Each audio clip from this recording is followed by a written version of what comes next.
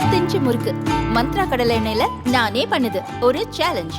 உங்களால இந்த மாதிரி முறுக்கு செய்ய முடியுமா? மந்த்ரா கடலை எண்ணெயில முறுக்கு செஞ்சு பாருங்க. ஓகே. கடந்த சில மாதங்களாக இந்தியா மற்றும் வங்கதேச உறவில் ஏற்பட்ட பின்னடைவுக்கு விரைவில் தீர்வு காணப்படும் என்று வங்கதேச வெளியுறவுத்துறை ஆலோசகர் முகமது தௌஹித் ஹொசைன் தெரிவித்துள்ளார்.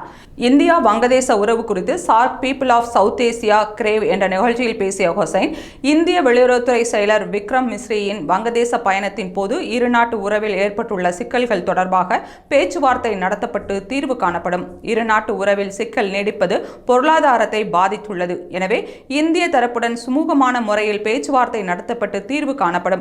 மேலும் எந்த ஒரு பிரச்சனையையும் தீர்க்க வேண்டும் என்றால் பிரச்சனை இருப்பதை ஒப்புக்கொள்வது முக்கியம் என்று குறிப்பிட்டார்.